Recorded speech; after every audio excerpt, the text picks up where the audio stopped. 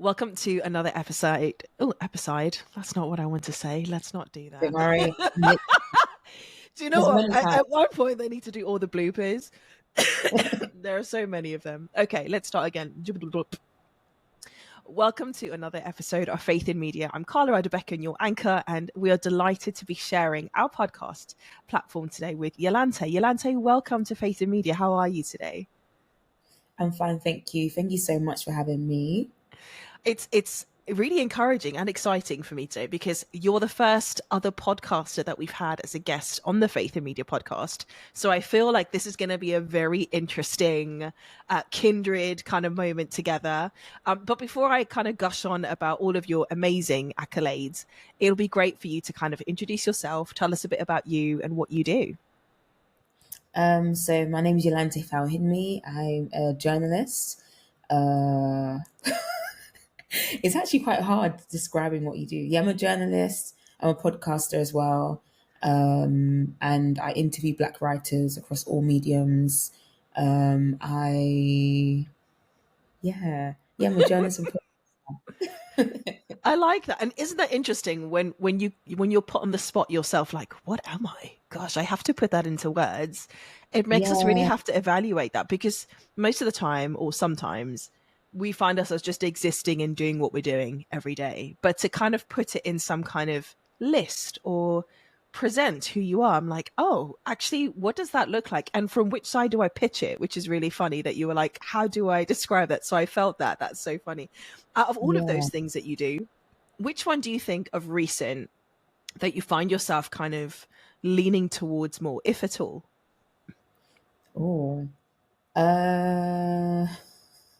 I feel like I'm still leaning more towards journalism, but I feel like podcasting has really pushed me outside of my comfort zone. Like this was the first time I've ever described myself as a podcaster. Even though I've been doing it for just over a year, I still feel quite new in the podcasting space. But yeah, I'm still leaning more towards journalism. But I do think that in the type of podcasting that I'm doing, there is an element of journalism in there anyway, because I'm interviewing people. So I'm always merging my journalistic skills and my podcasting skills together each time I'm doing an episode. So it almost feels like there's a merge of the two worlds. I think that's amazing to combine kind of like your two skill sets in one place and where they can kind of spark each other or kind of enhance each other is such a great strength place to be. And it doesn't feel like I'm leaving something else behind. I'm actually just growing in what I have. So the name of your podcast is called Black Prose, and you recently launched that. Tell us about kind of the heart behind that. That's a huge endeavor. And how have you found that? So Black Prose came from me feeling quite overlooked, invisible at some points. And I like to read a lot and I like to follow a lot of writers, journalists, screenwriters, playwrights, people that are doing other types of writing that are Black. And I just found that sometimes in that creative space, we're always overlooked, we're undermined, even though we push a lot of cultural narratives forward. I just find that sometimes we're just not given the same respect and space to share our stories and talk about the craft of writing itself. So I really wanted to learn from other people. I think it was almost a selfish reason for why I started it. I really wanted to learn from other writers that I looked up to, or in the similar space as me, or similar level as me as well, where I can just pull their brains and figure out how they do what they do and why they love it. And yeah, it's been a really exciting journey, and I'm really enjoying, I think, learning from people. Every episode, I'm always learning something new, and I feel more encouraged to continue that in my pursuit for journalism and writing. Which I think is the most important thing. I think that sounds like such a brave endeavor to do.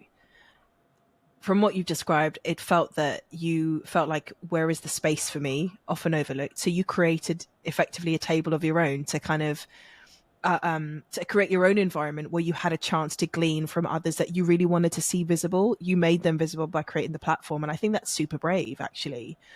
Did you encourage any challenges along the way? Because I'm not sure anyone has kind of done it in the same way that you have with Black Prose. How did that kind of impact the journey to getting there? Was there some challenge along the way? I'll say the challenge was probably figuring out what exactly it was. So I think even before I met my producer, I knew that I wanted to do something, but I didn't want to do it Mm, in a substandard way. And I just knew that if I wanted to be consistent and if I wanted it to be at a certain level, that I needed some sort of support and advice from someone who is already in that space and can sort of push me in the right direction. And I think I also needed someone that I could hash out my ideas mm, with, because I think sometimes we have ideas, but we don't know what to do with them. So they just live in our brains. And even though I was a bit apprehensive of going down the podcasting route because I was like, it just sounds like a lot.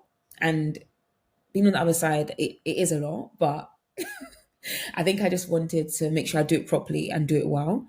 So I knew that I didn't want to just start it off my own back. I wanted to make mm. sure that I did research. I found out what things I need to learn and develop before I like took the leap. So I'll say the challenges mostly maybe my confidence and being confident enough to just do it. And Yeah. I think when I met with my producer and we hashed everything out and we sort of solidified what the idea was and even the name, like he helped with the name. He helped quite a lot actually with like where Black Rose is and where it is now. I think that helped me overcome that hurdle. Mm. And you mentioned you're an avid storyteller, and this is clearly some of your expressions that you've kind of found yourself in. What is it about kind of the journalistic lens that kind of captures you about storytelling? I feel like every story there should be something that people can take away from it. And I Mm, think when people ask me what do you love the most about your job, I love that it's never the same thing I'm doing each time, and also that I get to learn something new every single day. And I think storytelling can be so pivotal to how we view the world, see the world, and also what we can take away from it. Even when we look at lockdown, it was stories that kept us going. It was stories that kept right. people sane. People were watching more films. People were doing different lives on their Instagram. People that don't really go on social media like that, they were doing stuff because they wanted to connect and story tell with people. And I think that really made me realize how powerful storytelling is and how much we need it, we crave it. Yeah. And it also shows how much we all need to learn from each other and connect with each other. And I think stories is a way that we can do that, connect with people that we may have never have known anything about. But because of their story, we find Mm, some sort of connection with them. So I think that's what I really love about storytelling and journalism, and just being able to almost expose the truth as well, because sometimes people don't share their stories because they haven't got the right platform to share it, or they don't trust the people that they're talking to share their story. But when they find that person or place or space where they can feel comfortable to share their stories, it's almost very like they can excel in a way mm, because they've mm. gotten something off their chest. And I just think journalism is that's what it's meant to do. Yeah, that's what it's meant to do. I love that, and it's quite distinctive, isn't it? There is a difference between, and I love that you kind of raise some of those huge expressions that and varied expressions that people all of a sudden were kind of taking up during the COVID period because they needed to connect with others, and whether it was them sharing their story or them kind of receiving the stories of others. But social media, people took to writing, and then journalism. That's quite a distinctive lens to do it through. And like you said, there is something quite different about like there's something that journalism is there to educate people or to expose some form of truth. Have you always been such a truth seeker? And kind of like, can you go back to where that came from at some point, even in childhood, or where you kind of have that kind of leaning? I think it's probably because I've always wanted to be a lawyer before pursuing Wow. journalism. Okay. I studied law at uni and I've just always wanted to be a lawyer because I wanted to expose the truth and I wanted to advocate for people who didn't have a voice of their own. Mm, It sounds very cliche, but that's the main reason why I wanted to be a lawyer. And I think doing my law degree and like studying case law and all those different types of law, it just made me realize how many people don't have a voice of their own, or they do have a voice, but they're yeah. afraid of using it. So I'll say that element of exposing the truth and wanting to tell the truth has always been something that I've been very passionate about. But I just didn't really know what format or medium I wanted to do that in. And I think it was probably when I finished my law degree and I realized I don't actually want to be a lawyer anymore. I think that was doing work experience. I was like, this is not really for me. I realized that I wanted to do that in the form of writing and journalism. So yeah, I will say that's probably where that stemmed from. That's amazing. And I love that we've learned a new fact about you that actually Yolanthé is a fully fledged lawyer. So guys, watch out. The advocate is around. I'm not fully, I'm not fully degree. I know you get the qualification, but yeah, there's definitely a crossover. Definitely a crossover. Mm. That's exciting though.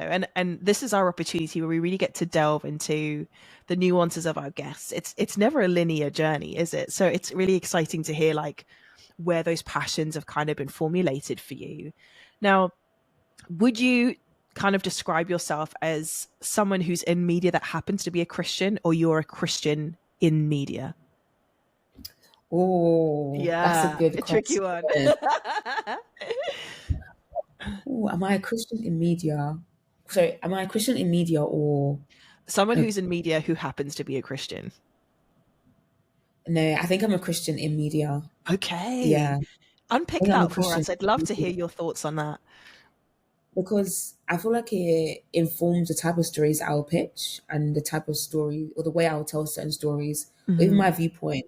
Because I feel like even though we all work for different publications as a journalist, and you're meant to be impartial, the way people interpret stories or interpret an interview, like my Mm. editor always says, what are your top lines? If my editor did that same interview, their top lines would be different to my top lines. And that would be fueled by their experiences, their upbringing, their beliefs, their values. Yeah, I don't think you can separate it. Because if I was a person in media that happens to be Christian, it'll be a sub thought. It'll be something I think about afterwards. It Okay. wouldn't be something I carry with me in my day to day. Mm. And even sometimes if like I go edit for a story and I just feel uncomfortable, that could be a prompting from the Holy Spirit. That could be me thinking, I think we need to like take another look at this. Or yeah, I think yeah, it's definitely the latter. Definitely the latter. Thank you for sharing that. It's such an interesting kind of concept to hear how you process that, especially according to your work. And I think more often than not, a lot of us find ourselves like yourself. Everything that I do is informed by this philosophy that I subscribe to, the discipleship that I take up every day. And whether it's in my conduct in a secular job or something that I'm doing in a faith based environment like this one, you don't just shut it off. It's constantly Yeah. there, isn't it? And I guess that really leads quite well into kind of my next question, which I like to pose is, how do you find navigating a world like media that is clearly has a lot of tensions when it comes to integrity and truth telling? How do you find navigating that space to be true not only to your personal convictions of faith, but also doing a really good job and finding yourself in a place where you have a job? Because I imagine those tensions are all at play. Yeah, I feel like initially I didn't really find it that hard, only because I never hid it. So even when I would pitch stories, my editors knew that I was Christian, but I Mm, wouldn't like show up people's faces. But it would be like, oh, I don't know if it was a story that I thought it was a religious type of story. I would say, oh, maybe like, oh, in my church, I X, Y, and Z. So I never really hid it, and I was always very intentional about not hiding it because yeah, I don't think it's necessary to hide it. But I also feel like it should also be in how you conduct yourselves that people know mm, you're Christian, or that kind of proves that you're Christian. Um, I would say I'm trying to think of examples. I would say there was an example where I did feel a level of contention in terms of being a Christian in a secular yeah, space. yeah. I think it was a story I was working on, and I worked on it with a senior reporter. So they should have known a lot more, a lot better than Mm, me. mhm. But I basically was, I don't know if I should go into detail or not. Mm, yeah, I think I'll go into detail so it makes more sense. So I was working on a story, and it was a story about Bukayo Saka, and Okay. the piece was about his Christian upbringing, ironically, and about his education. And I was sent out to look for his church and also find his school, find his teachers, and interview them. I found his school and I found his church. And this was all like on foot. So I was out of the office. I was Oh like wow. gallivanting around, looking for his school, looking for his church. I managed to get interviews with his teachers, and the school allowed me to come in. So we had an interview. That was fine. I found his church, but the pastor wasn't available for interview. So when I fed back to the office about what I had discovered, I sent all my quotes in for the interviews with the teachers, and I also told them that I found his church, but his pastor's unavailable for an interview. But the receptionist mentioned these things, but this is like off the record. This is not to go in the story. This is just context, just to kind of give us a bit of detail. And the following day, because I didn't actually write up the piece, I just filed my quotes. That was like my contribution to the piece. The following day, the quotes from the receptionist were put in the piece, and it was attributed to his pastor. I was like, no, that's not. Wow. I was like, no, that is not. I even specifically told you that this is off the record. This is not to be put in the piece. This is just context. And I remember seeing that, and then also received an email from his church, and I was really embarrassed and really upset because one, my name is on there, and it then looked like I was betraying their trust. And I was also thinking, I'm a Christian as well. Even though I didn't necessarily say to them, I'm a Christian as well, but Yeah. it That was was just like, like why? you knew. Yeah, I was like, why did you do that? And it just made me realize. And when I did mention it to the writer I was working with, they just basically said I should like ignore the email that I got from the church, that they'll handle it, that they'll talk to the lawyers, that it's fine. So I apologized to the church and said I've like passed on their complaints and stuff and just left it as that. But I think that example was a hard time in terms of one, asserting yourself, but then also relinquishing control at the same time, because I was someone that's more junior and working with someone that's more senior that should know better, and the story's been published and it didn't get edited. It was just left alone, and bless you, it was just left alone. And I think that was a interesting time, because I just think nothing should be sensationalized or exaggerated to get a story. It's not. It's never that serious. Yeah, it's never that serious. That is such a challenging example, and I appreciate you sharing that with us, because like this is what it really means to be in a tight spot with the role that you have. And also it's the power dynamic of having to navigate that and still find a way to be integral. I really think that's so tough. Is there a way that, like, given the fact that you still had to answer to a boss that was kind of like not your kind of, it's out of kind of like your hands, how do you feel like that taught you about navigating this space, or kind of what's kind of like the new approach that you have, finding yourself, you know, in a bit of a disadvantage in that scenario? That's a good question. I think still addressing something if you think it's wrong, so not just overlooking it. And I think maybe I would have probably asked to see the piece before it was sent off to like, the editors, because I was only meant to contribute. So it was mainly his piece, and I was just working to do the legwork essentially. I think maybe I would have asked, can I see the piece before it's been filed so that I can make sure everything's accurate? And then I can then, if I did see that at that stage, I would have said something sooner. But that wouldn't necessarily, I don't know if that would change anything, because they seem quite adamant to get that story done in that particular way. Yeah. And there was a very tight deadline. But yeah, I think I just learned about speaking up for yourself and not being Yeah. intimidated by people that are more senior than you. And I think I learned that a lot later on in my career. I think before I was more, I wouldn't say I was more timid, but I was more conscious of ruffling feathers. And I was Fair. more conscious of trying to be seen as difficult, or being over the top, or being too, what's the word? Be too sensitive, I guess. Because I know journalism Mm-mm. is all about, and the story's a story. You need to, just get it out there. But I think, yeah, I definitely learned to just continue to speak up for yourself and call things out. And even if that person doesn't listen, at least I've said it. So I don't Yeah. feel, even though I wasn't happy that the piece went out still, I did feel like I did my bit that I could do. And that was all I could do, really. I really like that. It like, even the way that you described it, you've taken ownership of the bits that I can control, and that's really encouraging, I think, for anyone that may come across this conversation or finds himself like aspiring into journalism or being a storyteller that has a platform. You have to take ownership of the bits and the parts that you play, and also it is still our duty to stand for truth, and that's, you're going to be challenged on that, like expect that to come. And I think that's the Yeah, difference between, I think, those growing and those entering into a like a mature space about it, because it's going to cost. And I imagine that probably hurts in some shape or form as well, in terms of the fallout and the consequence of that. And I really, Yeah. really appreciate you sharing that with us. Have you seen kind of, like, that was a great example, like you've seen the evolvement of your kind of field and the evolvement of your path, and the industry that you're in, and how do you see it kind of shaping kind of in the future, in immediate future? Because I think we've seen so much change in such short spaces of time.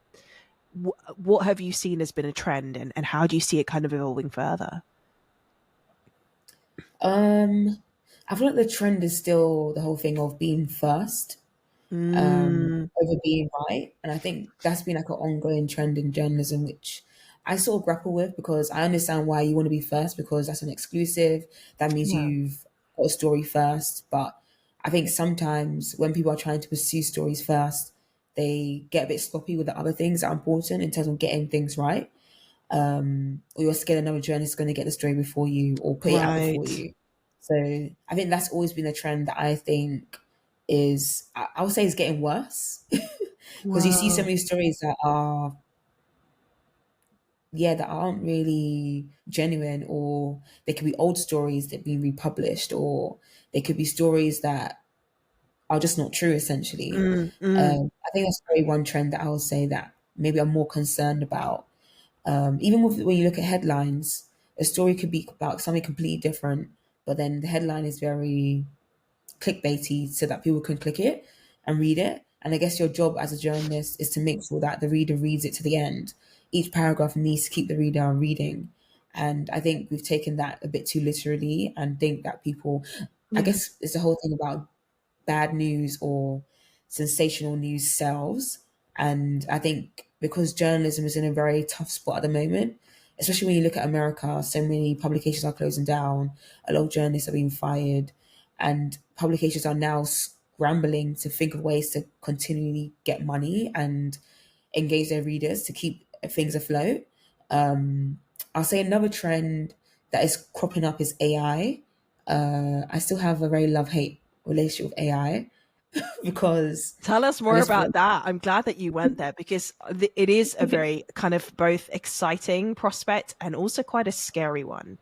And I imagine for someone whose bread and butter is based on the words that you write, and now some automated system is doing the very thing that you have worked so hard to craft and, improve with. Like, how does that feel navigating that? I try not to be scared about it, because I just think AI can never really imitate human emotion, human logic, human thoughts. It's essentially mirroring what it finds online, what people share. So it's almost learning about humans in a strange way. And I think you can always tell when a story is written by AI and when a story is written by a person. I think there's a huge difference, because there's elements of storytelling that I think only humans can really tap into. And I guess I may have to be more open to it in terms of the tools that AI can provide for storytelling. So, for example, at work, we use Otter, which is a transcription service. That's essentially AI. And Otter is very helpful. I use that all the time to help with interviews and transcribe things. But I guess having more tools that journalists can use to do their jobs, I think that's a good use of AI. But Mm-hmm. I don't know, because then people can say that AI also helps you quicken the process to write stories quicker, and that your turn is the I don't know what to call it, machine or platform, Yeah, what to yeah. do, what Like, to what say. do we call it? It's kind of a unique ththing, very different to anything else that we would kind of put in a robot category, isn't Yeah, it? It's kind of different, especially how it infiltrates, how it's able to infiltrate different areas of tech in very sophisticated ways. Like, what is this? This is slightly different, isn't it? yeah. But then I guess on the flip side, I also believe in the innovation of technology, because Mm, it's just really cool how the human brain can come up with these really amazing things that aid us. So I think mm, I'm stuck in the middle of innovation in technology, but then also, when is it too far? Like, when do we right. go too far? When does it become dangerous? When does it become unintegral and Mm, weird? Yeah, like yeah. I think, yeah, and I think humans, we struggle with boundaries, and I think we need to give ourselves boundaries with this tech stuff. Like, Yeah. how far are we really going to go? Yeah. I was at an event yesterday and there was a robot there, like A a robot real was a dance robot. Yeah, and I could. It's probably people have said that it's something that was also in Black Mirror. I can't remember what interesting. episode, Okay. but it's like a robot that almost imitates like a. It's got four legs essentially. So I'll compare it maybe to like a dog, if I could call it that. Hmm. Hmm. And like even the presentation that the robot was used in, it did make me think a lot more about being more optimistic about AI and tech and how it can benefit us. But then also, I guess I'm just wondering like when does it get scary and when can Right. we abuse that wisdom that we have and it becomes detrimental to us as Mm, humans? mm, mm. But yeah, I don't know. It's an Those, interesting one. yeah, those are really tough questions to ask and kind of see. And I think that that goes really well into my next question because, historically speaking, we've always seen like kind of the world and industry of journalism really shaping society's ways of thinking. But now with the inclusion of AI and very different kind of influences that way, do you still see that journalism has that same kind of ability to influence, or do you think it is like shifting? I think it's shifting only because of Interesting. social media. Mm, Uh, I think now there's more. They call them citizen journalists. Yeah, where people online, that people, everyday people, are telling stories as well. And yeah. sometimes they inform the type of stories that journalists will write. Because, for example, in my role, a lot of what I'm doing is looking at what people are talking about on social media, Mm, what's trending, what's popular, and that comes from what people are talking about. And they've decided what the news agenda is on that day. Like the most recent example was people talking about the Stairmaster in gyms, people talking about how to use a Stairmaster, what it does for your body, why it's good, how to use a Stairmaster. In hindsight, that's not necessarily in the news cycle, but people are talking about that. So now that becomes news. So I would say there's influence for original journalism. I think that definitely has influence. mm, Interviews, long form journalism, things that are reacting to what's going on in the world, things yeah. that are informing people about something that's new and interesting. But I think there's this kind of weird level playing field happening now where sometimes you have to really double check who's sharing this news. Is it someone Mm, who's is it just someone on social media lying? yeah. Because that has happened on many occasions where someone has just shared a story about a celebrity and it's a lie, Yeah. but people believe it, run with it until the celebrity now comes out and sort of speaks it out against it. Then you realize, Mm, oh, that person was lying, and people feel embarrassed. Why did I believe what yeah. that person said? But yeah, so I think, but I guess that also puts more responsibility on journalists to make sure that their Yeah. stories are impactful. Mm, mm, And also, I'm also now more mindful of the type of stories I'm pitching as well. mm. That it's not everything that needs to be written, it's not everything that needs to be reported on. Making sure that the words that we're writing is edifying and Yeah. impacting people Yeah. and informing them in the most necessary ways. Yeah. Uh, but yeah, I feel like we always will need journalism. But even for example, when you look at art critique. So that I don't know, a film critic or a music critic, that's another contention now that people that have been film critics and music critics for years, Mm, now they're getting assaulted on social media because they've commented about a recent album that's come out that they may not like, but everyone else likes. So it's also now it's very interesting how it's like people can't have an opinion anymore. Everyone needs to say the same thing and follow suit, which I think is scary. yeah, that is definitely a frightening prospect. I think it appears that the way that kind of things have gone, specifically with like what you've mentioned in terms of the power of social media, and anyone is available to access that app platform and to say what they think, truth or no truth. But also just like it feels we've lost the ability to have agreeable disagreements, because if you're not Yeah, trending with the masses, or I would say it for me when it becomes quite aggressive in the way that you've described, is a little bit like a mob. And like what yeah, happens to truth then if everyone's going to say no, do something, and they're continuing to perpetuate a negative trend that isn't true, and we have there's no safeguarding of who is listening anymore because it's such a free for all space now. and this is Yeah. also now seen as, effective like journalism in essence. And I guess my question to you is, how do you personally kind of like safeguard yourself?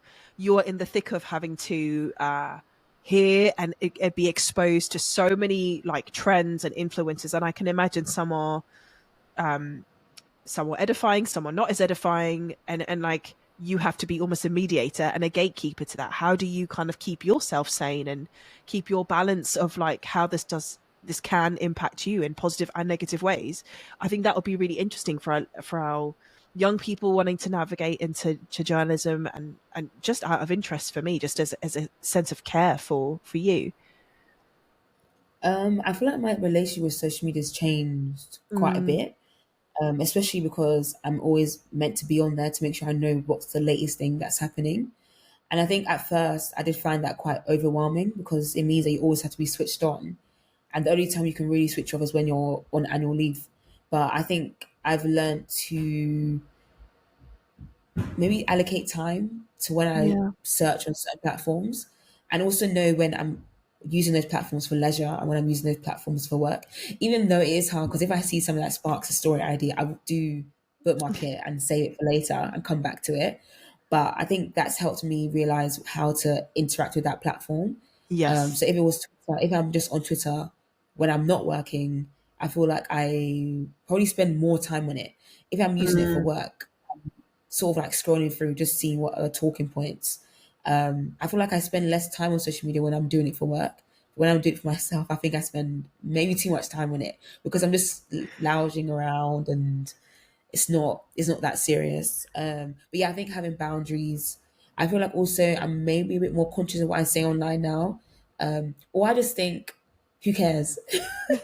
Sometimes I'll tweet something, I'm like, who cares? Just or maybe I'll delete it or I just won't tweet it. And maybe I'll share it with, I don't know, my friend or a mm. sister or yeah, I don't know. I think it's maybe a bit more conscious of what I'm saying online and how I'm contributing to whatever's being said online.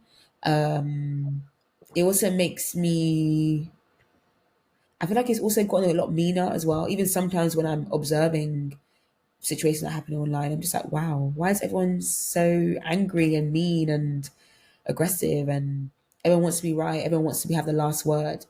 Yeah, I It's think taken now I quite a try and dark turn, really, hasn't it? In that aspect, it's yeah, quite a dark it's not turn. as fun. Yeah, it's not as fun, Mm. especially Twitter. I don't think Twitter's as fun anymore because everyone's Mm. trying to appear in a certain way or say things that make them sound intelligent. I think Yeah. even now when I go on my Twitter account, it's mostly me just sharing stories. I don't really tweet that much. I think I Mm. share more on my Instagram, a bit more of myself on Instagram than Twitter. Mm. Mm. Twitter is a bit more. It's like a LinkedIn for me now. But yeah, I think it's made me just more conscious of what I say online.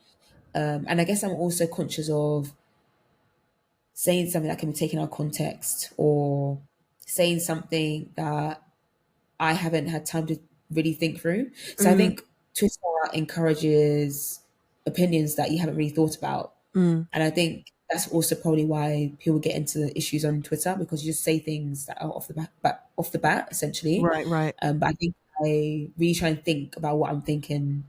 I don't know if that's a good thing or if that's a bad thing. Or sometimes I've thought about something and someone else has said it. So I'm like, oh, I Mm. don't even need to tweet it because someone has said it already. And maybe I'll retweet it or share it or like it.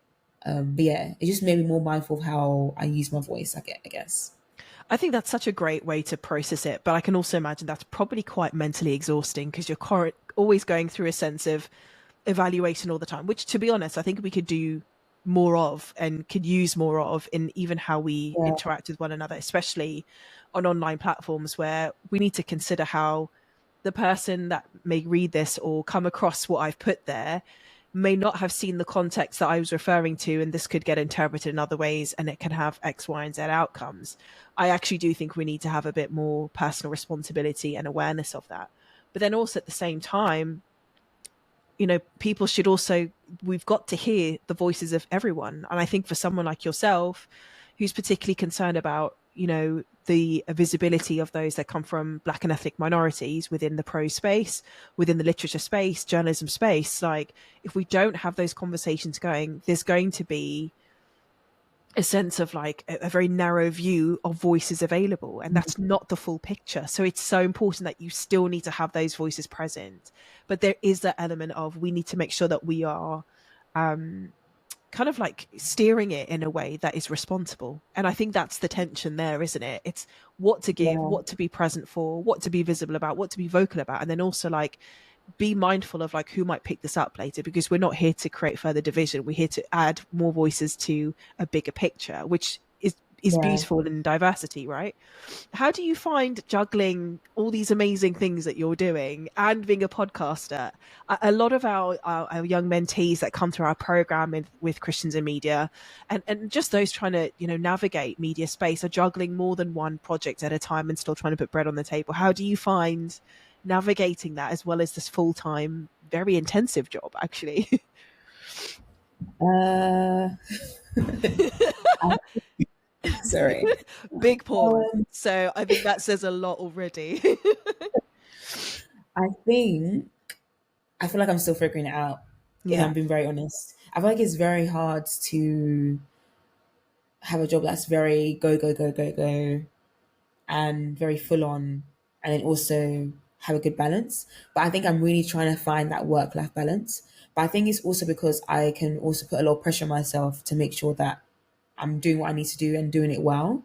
And I also want to make sure that I'm giving my all to everything I'm doing. I think in terms of my day job, I would say I think I'm still working it out. I think I'm still working it out because it's very different to my previous role, which was a lot more slower paced, and I wasn't as busy there as well. But this job is very full on, fast. They really want me to take ownership of my role, and just keep bringing in as much as I can to the table. So I think it's juggling a lot of things. Also learning how to say no. I think that I've learned that, to say no if I can't make a deadline, I'll let my editors know I need more time with this. If I can't take on that story, I'll let my editors know someone else may need to pick that up. If I don't understand something, I'm less embarrassed to say no, and not to, I'm less embarrassed of disappointing. Because I think sometimes as journalists, well, when I was starting out, I was told, say yes to everything. Yeah, when your editors ask you to do something, just say yes, do it. Like, and I was like, okay, but I think there's some nuance to that, because if you keep saying yes, yes, yes, you'll just drive yourself, you'll just burn out. sure. And I also think you can also get taken advantage of as well. So I think it comes back to what I said earlier about advocating for yourself. So I think I've definitely taken that on a lot in my new role, advocating for myself and making sure I'm speaking up about my workload. I think with the podcast, because currently it's only a monthly, I think that's helped to an extent, because I know there's a set day that I'm recording for that, and I think it's setting the time. It's setting the time. It's setting the time aside to like actually do research, because I really think it's important to like research when you have people that you're interviewing, just so that they feel like Mm. you didn't waste their time, and so they can really feel comfortable with you to share and talk and converse. So I think, yeah, I think I'm still finding that balance. I don't think I have a good balance, if I'm being honest with you, because sometimes I'll stay at work too late. Like me and the cleaner at work, we know each other, because she's like, "Why are you still here?" I'm like, "I know I'm trying to get Oh. ahead of myself for the next day." So I think I need to. I'm still working on it. I need to get a better work Mm. life balance, because at the end of the day, my mom always says it's just a job, and I think that even though it's quite simple, but it really is just a job. There's so much more to us outside of our roles and responsibilities, or that we have friends, we have family, and I think I need to focus more on that and Mm. not get so obsessed about career and progression in career, because I think that can be, we can idolize it in a very subconscious way. And I think I've done that where I felt like I was having to, what's the word? Scramble for work, and that made me become very like driven and obsessed about what's next. What can I do to an editor gave me advice about creating your own luck in terms of like finding your own opportunities and not waiting around for people to give it to you. But I think sometimes we need to take a step back and realize that rest is good. Yeah, rest is good. I think that's such great advice about getting the balance and also recognizing what is setting my pace. Clearly you're gifted to do what you're doing, the opportunities that you've been given, and also the fact that you're not waiting for someone to give you an opportunity. It takes that very mindset to start a fire and to start new things and new pathways for others to have a platform. So it's a very worthy and noble position to have. But like you say, it's so important to constantly have that sense of evaluation of, I can't use an approach that is reckless of my sense of, well-being and balance of like, I need to look outside of the job as well, because people are actually going to be the most important legacy that I impact, not necessarily getting myself through kind of like a lovely long list of achievements on paper. That will people remember me by that? But I think what you're doing is such important work, and it is taking that sacrifice of like really giving your craft that opportunity to kind of be a fire starter, to start things from scratch. It's not easy to do, is it? Because you're like, I have to be my own promoter. I have to set up my own kind of table for all of this stuff to take place. But when you do that, it really encourages others that they can too. So I really hope that whoever comes across this conversation will be, as I have been, so encouraged by you and your work, Yolanthé. It would be lovely to hear if there is a piece of advice you could give to any of our young people that come through our program, or any young people that are also aspiring to either be a fire starter like you, or like someone who shifts the way that the trends are going and how we should be perceiving that in journalism or in podcasting or in any media kind of platform. What piece of advice could you give them about navigating that space as they come through the early stages of their career building? I think the advice that I was given when I first started was showing your commitment to something. Mm. Yeah. So my mentor Toby, Akimbade, when I first met with her, I never acknowledged myself as a journalist because I come from a law background. I didn't really know anyone in the industry. I was writing blogs and poetry. I didn't really see it as a credible thing. And that's the first thing she said to me first of all. And this is when she was a stranger to me. She didn't know me from anywhere. She was like, first of all, you're a journalist. So call yourself a journalist, operate as a journalist, be a journalist, don't feel like you have to work a certain place or Own that do a space. certain thing. Yeah. So I think that was a good piece of advice that I've carried on even up until now, because now I've also realized that sometimes our giftings, so we give titles to our giftings. So I'll say even before I'm a journalist, I'm a writer, and journalism is a form of writing that I'm doing. But I feel like there's so many other ways I can use my writing that I'm not necessarily tapping into or using because I've allowed journalism to take up that whole creative space. So I think one thing that I would say is be mindful of how you're using your gift and making sure that you're being attentive to how God wants you to use it. So I Mm. feel like God is calling me to tap more into my creative side of my writing. So I would love to publish a book one day. I would love to, yeah, I really want to become an author. But because I've been so focused on my journalism, that has taken a back seat because I'm writing full time and then I have to come home and write again, which is, that just sounds quite long. So yeah, so I would say, yeah, remember that your gift is can be used in so many different formats. So don't box yourself in. Yeah. Yeah, be open to how your gift can be used. I think also learn how to speak up and advocate for yourself. I think that's one thing I really learned too late, because sometimes people can treat you in a way that they think they can because you haven't spoken up or confronted them in a respectful manner. And I think when I started to do that, it was almost too late because people already had their opinion of me. People already have done a lot of damage in terms of in the working space I was in. So I'll definitely say speak up for yourself, and also know that essentially you're the one that's providing a service to these publications, because if not, they wouldn't hire you. You're the writer they've hired to be a journalist. If you weren't a writer first and foremost, they wouldn't have got you into that space or that newsroom. And yes, just remember how much value that you are bringing to these places, because sometimes they can make you feel grateful to be there when really they should be grateful that you're there. I think another piece of advice I would give is to never lose sight of your goal. Remember why you're doing what you're doing, and remember your why. And also, what other thing would I say? I'm trying to think what I've been learning recently. I think those are the main things that come to mind. And they're Yeah, those are such the main. great points. I feel all of those are literal gold nuggets. This has been such an incredible conversation with you today. Thank you so much for giving us your time, Yolanthé. Like, I would love people to be able to connect further with your work and what you're doing, particularly Black Prose. How can people connect with you, and how can they listen to Black Prose? Uh, sorry. Sorry. I don't know. I find a bit like self promo a bit cringe. It's got to be done. Us, the value of what you've got to bring is not going to be visible, so we need to find you. Look at it that way. The purpose is they get the good stuff if they know how to find you. It's true. So Black Prose is on across all social media platforms. Well, TikTok, Twitter, and Instagram at Black Prose Pod.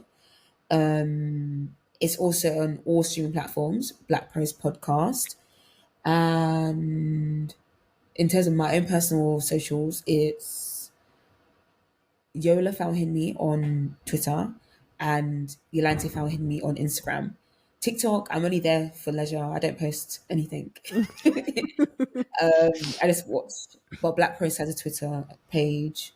Yeah, those are the main accounts I'm on. Yeah. Amazing, amazing. And if you're listening to this conversation, do not delay. This is clearly something you want to get involved with. Yolanthé, thank you so much for your time. It's been such a blessing having you with us on Faith in Media, and we wish you all of the best with what's to come ahead. Thank you so much. You've been listening to Faith in Media with Carla Adebekun. Make sure you catch our episodes and hit subscribe. Please share and leave us a comment. Christians in Media is a UK charity that supports, encourages, and inspires Christians from across the ever-changing media landscape. Find out more at www.christiansinmedia.co.uk and connect with us via our socials.